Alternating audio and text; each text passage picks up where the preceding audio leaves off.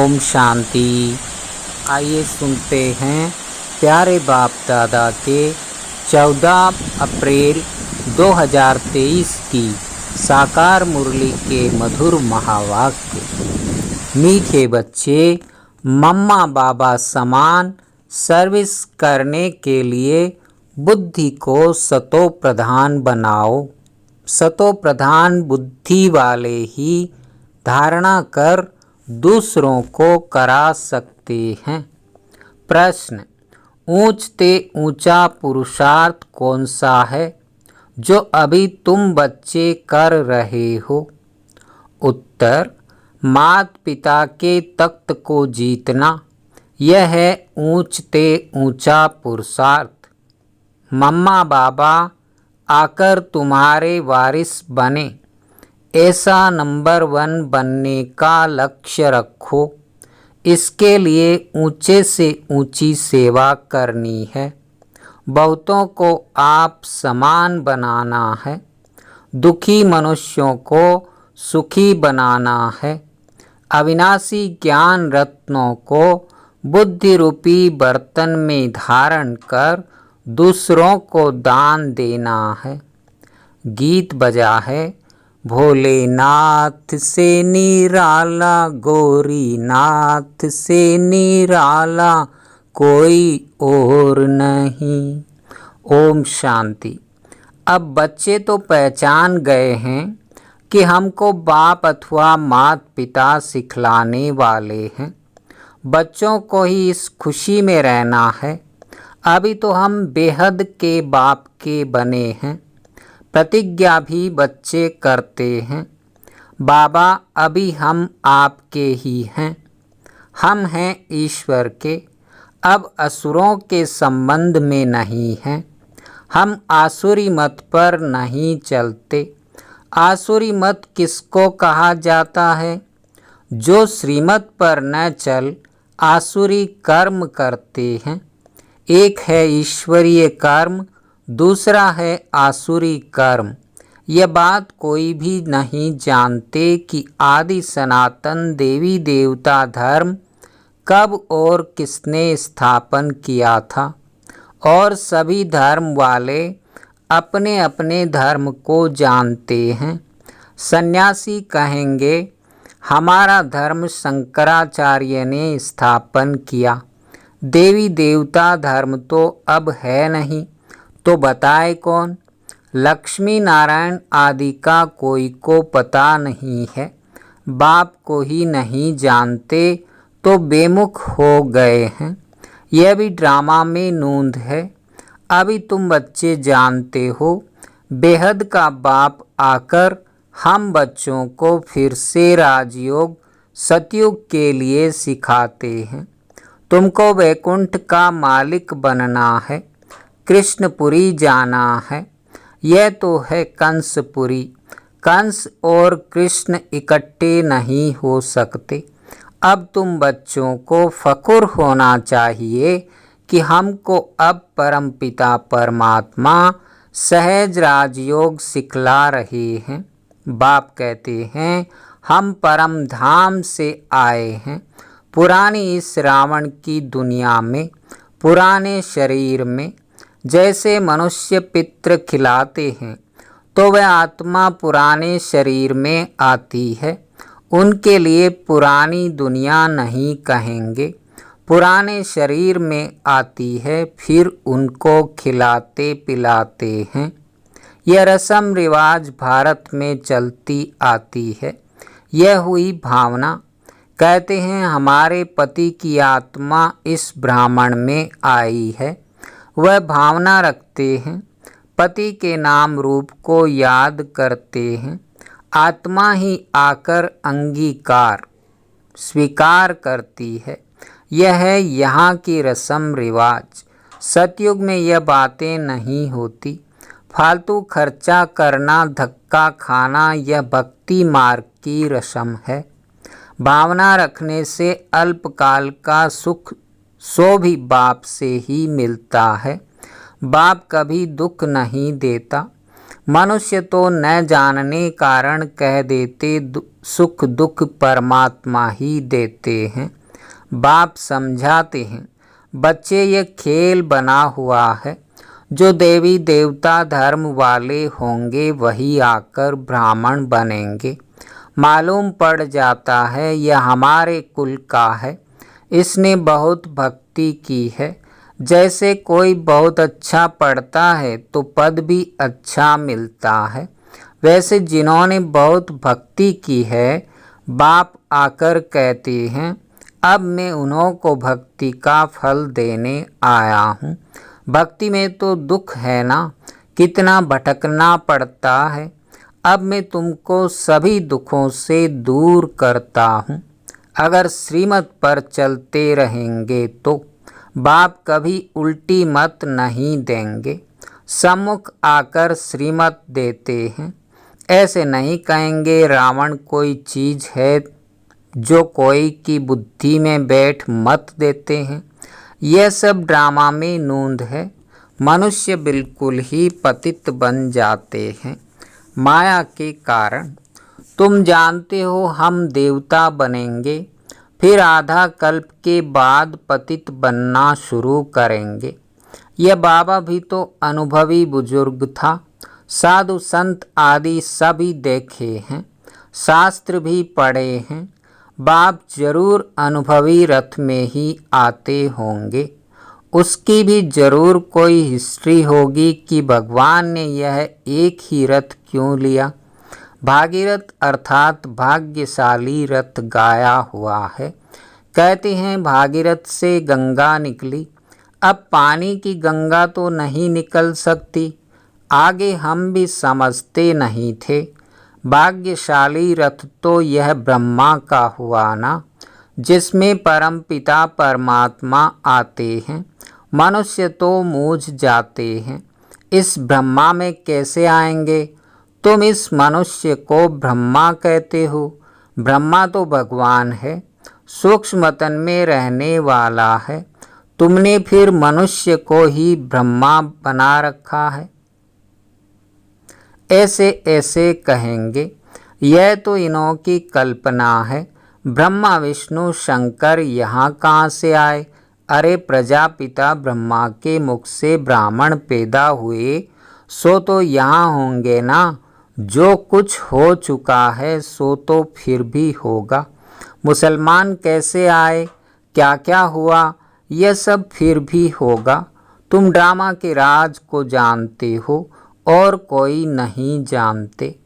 वह तो कह देते ड्रामा की आयु लाखों वर्ष है, फिर कहते प्रलय भी होती है।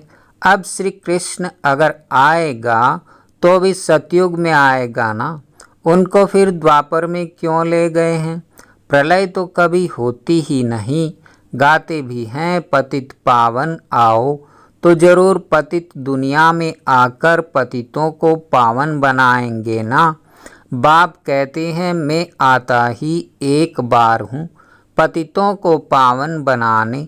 मैं ज्ञान सागर ही सृष्टि के आदि मध्य अंत का राज समझा सकता हूँ। पुरानी दुनिया को नया कैसे बनाता हूँ, सो बैठ बच्चों को समझाता हूँ। वह हद के घर की बात होती है, यह है बेहद का घर। बाप का तो प्यार रहता है ना, तब तो भक्ति मार्ग में भी इतनी मदद करते हैं। मनुष्य तो कर न सके। कहते हैं ईश्वर ने सुख का जन्म दिया। किसके पास पैसे बहुत होते हैं तो कहते हैं ईश्वर का दिया हुआ है, फिर वह ले लेते हैं तो दुख क्यों होना चाहिए। अब बाप कहते हैं और कोई की बातें न सुनो सिवाय एक बाप के। बाप टीचर गुरु तीनों रूप में पाठ बजाकर दिखाते हैं। सदगति दाता है ही एक, अंधों की लाठी एक प्रभु, पतितों को पावन बनाने वाला एक प्रभु। बाप कहते हैं मैं साधुओं का भी उद्धार करने आता हूँ। तुम सब ब्रह्मा कुमार कुमारियाँ हो। सतयुग में था पवित्र प्रवृत्ति मार्ग, अब हो गया है अपवित्र प्रवृत्ति मार्ग, जिसको विकारी प्रवृत्ति मार्ग कहा जाता है। मनुष्य महान दुखी हैं, बात मत पूछो। त्राहि त्राहि करते हैं, रोते पीटते हैं। अनेक धर्म हैं, सतयुग में था एक धर्म, जो एक बाप ही स्थापन करते हैं। गीता में श्री कृष्ण भगवान वाच लिख दिया है, यह एकज भूल। परम पिता परमात्मा है निराकार, उसका नाम है शिव। आत्मा का नाम एक ही चलता है, दूसरा नहीं पड़ता है। शरीर का नाम बदलता है, एक शरीर छोड़ दूसरा लिया तो नाम बदल जाएगा। बाबा का नाम एक शिव बाबा, बस उनको शारीरिक नाम मिलता नहीं। आत्मा जो 84 जन्म भोगने वाली है, उनके शरीर का नाम है। बाप कहते हैं मेरा तो एक ही नाम है, बल में इनमें प्रवेश करता हूँ, परंतु शरीर का मालिक तो इस दादा की आत्मा है, जिसमें प्रवेश कर प्रजा रच रहा हूँ। प्रजापिता तो जरूर यहाँ चाहिए ना। मनुष्य तो इन बातों को जानते नहीं। यह एक ही कॉलेज है जहाँ सब पढ़ते हैं, मुरली सब जगह जाती है। फिर कोई की बुद्धि सतो प्रधान है, कोई की सतो, कोई की रजो, कोई की तमो। बिल्कुल ही धारणा नहीं होती तो उनके कर्म ऐसे ठहरे। बाप क्या करे, सब तो एक समान हो भी नहीं सकते। यह ईश्वरीय कॉलेज है, ईश्वर पढ़ाने वाला एक है। जिनको पढ़ाते हैं वह धारण कर फिर टीचर बनते हैं पढ़ाने लिए। हर एक को देखना चाहिए, मेरी सतो प्रधान बुद्धि है। मैं बाबा मम्मा मिशल समझा सकता हूँ। बाबा के पास तो सब सेंटर्स का समाचार आना चाहिए कि कितने स्टूडेंट्स रेगुलर आते हैं, कब से पवित्र रहते हैं। बाप को सब पोता मेल का मालूम पड़ना चाहिए। मात पिता बड़े हैं ना, जगदम्बा माँ भी तो बच्ची ठहरी। यह बाबा इस दुनिया का भी अनुभवी है। ड्रामा में मुख्य एक्टर्स देखे जाते हैं ना। बाप ने यह भी रख लिया है, जरूर कुछ तो होगा ना। आदि देव ब्रह्मा का कितना नाम है, मनुष्य नहीं समझते आदि देव किसको कहा जाता है। वास्तव में आदि देव और आदि देवी मात पिता यह बन जाते हैं। फिर इनके मुख से सरस्वती माँ निकलती है तो सब बच्चे हो गए। यह कहते हैं मैं शिव बाबा का बच्चा भी हूँ तो उनकी वन्नी युगल भी हूँ, क्योंकि मुझ में प्रवेश कर मेरे मुख से बच्चे पैदा करते हैं। कितनी गुह्य बात है। सतो प्रधान बुद्धि वाले ही अच्छी रीति समझेंगे। नंबरवार होते ही हैं। रायल घराने और प्रजा में तो फर्क रहता है ना। प्रजा भी अपने पुरुषार्थ से बनती है और राजा भी अपने पुरुषार्थ से बनते हैं। बाप कहते हैं कि तुम अच्छा पढ़ेंगे तो ऊंच पद पाएंगे। वारिस जो बनेंगे वह तो अंदर रायल घराने में ही आएंगे। बाप कहते हैं पूरा पुरुषार्थ करो। मैं तो आया ही हूँ राजाई देने लिए। पुरुषार्थ करना है। हम माता पिता से स्वर्ग की बादशाही का वर्षा लेंगे, नहीं तो क्षत्रिय बन पड़ेंगे। स्टूडेंट खुद भी समझ सकते हैं। उन स्कूलों में तो कोई नापास हो जाते हैं तो फिर पढ़ना पड़े, या तो फिर पढ़ न सके। नापास हुआ तो नापास ही रहेंगे। इसलिए पुरुषार्थ पूरा करना है। बहुतों को आप समान बनाना, यह ऊंचे ते ऊंची सेवा। दुखी मनुष्यों को सदा सुखी बनाना है। अपना धंधा ही यह ठहरा। बाबा हमेशा कहते हैं ऐसे मत समझो कि सिंध में बहुतों ने घर बार छोड़ा तो हमको भी छोड़ना पड़ेगा। नहीं, यह तो ड्रामा में नूंद थी, बाकी भगाने आदि की तो बात ही नहीं। भगवान बुरा काम थोड़े ही करेंगे, बड़े होकर यह झूठे बैठेंगे तो तुम बच्चे जानते हो पहले नंबर में या मम्मा बाबा पद पहले वाले राजा रानी तुम भी फिर बाबा मम्मा के तख्त पर तो पुरुषार्थ कर बाबा जो पहला नंबर होगा वह फिर नीचे उतरते जाएंगे। अभी नहीं जीत पानी है, भविष्य तख्त पर जीत पानी है। मम्मा बाबा आकर तुम्हारा वारिस बने। बाबा बच्चों को कितना अच्छी रीति समझाते हैं। ये ज्ञान है जैसे पारा जो झट उड़ जाता है, कोई पास तो जरा भी धारणा नहीं है। वंडर है ना। अभी तुम बच्चों को निश्चय है यहाँ तो निराकार भगवान पढ़ाते हैं, श्री कृष्ण नहीं। भगवान वाच है ना। भगवान को तो तुम शरीर दे नहीं सकते। शिव भगवानुवाच श्री कृष्ण के शरीर से, ऐसा भी तो लिखा हुआ नहीं है। यह है भगवानुवाच। बाप कहते हैं पहले पहले यह दिल में आना चाहिए। बाबा हमको बैठ पढ़ाते हैं। बाबा अक्षर आने से वर्षा याद आना चाहिए। जितना हम पढ़ेंगे उतना स्वर्ग में ऊंच पद पाएंगे।